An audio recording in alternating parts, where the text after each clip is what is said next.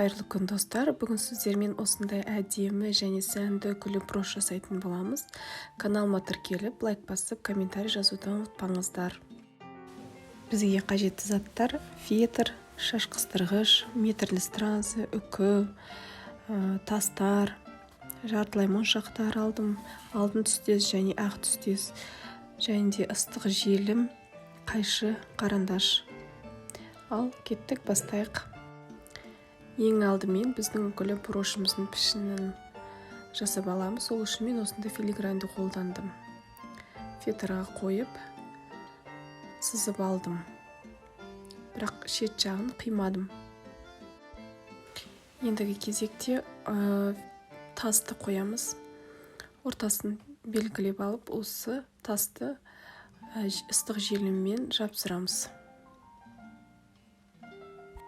Сіздер өз қалауларыңызша әсемдеңіздер. Мен осындай ақ полубусинаны қолданатын боламын.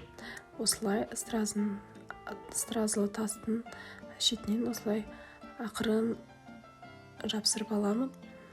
Мұқият болыңыздар, клей өте ыстық, қолдарыңызды күйдіріп алмаңыздар.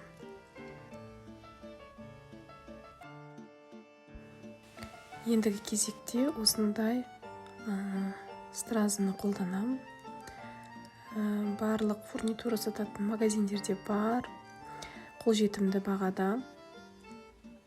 Осылай желімді жағып, асықпай жапсырып аламын.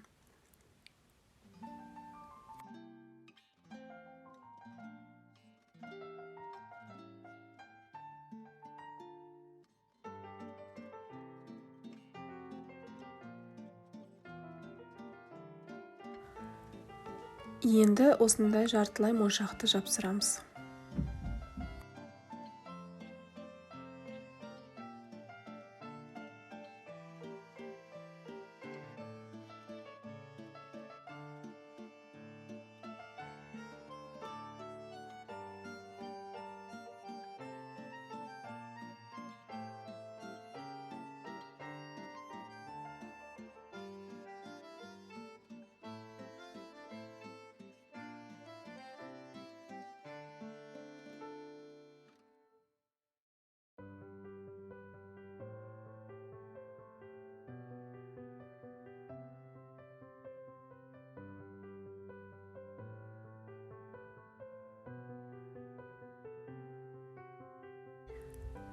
Ендігі кезекте осындай ақ жартылай моншақты жапсыратын боламын.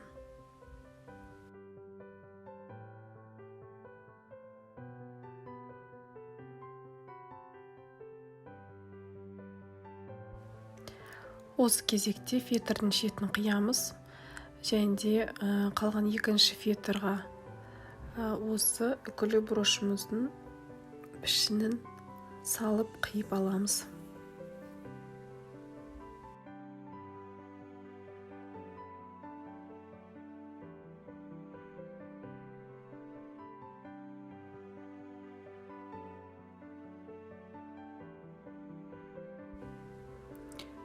Енді үкімізді жапсырамыз. Ол үшін мен мынандай бір үкіні алып екіге бөлдім.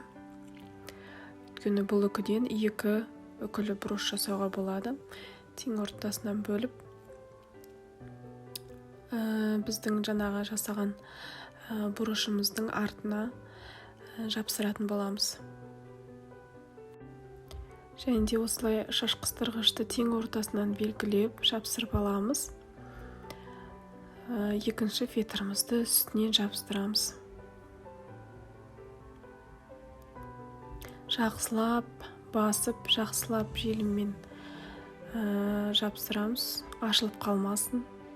Мұқият болыңыздар. Ең соңында жаңағы жартылай ақ моншағымызды осылай шетіне жапсырып аламыз, әдемілік үшін. Және де біздің жаңағы қиған фетріміздің шетін бәрін жауып тастайды. Бұны да желімін қатты ағызбай жабыстырыңыздар, өйткені желімі қатып қалғаннан кейін аппақ болып көрініп тұрады. Сондықтан сапасы жақсы үкі болатындай қылдырып желімін ақырын жағып жапсырыңыздар. Осымен үкілі брошымыз дайын болды. Бетіндегі қалған желімдерін барлығын алып тастаймыз. Менімен болғандарыңыз үшін рахмет. Каналыма тіркеліп, лайк басып, комментарий жазуды ұмытпаңыздар.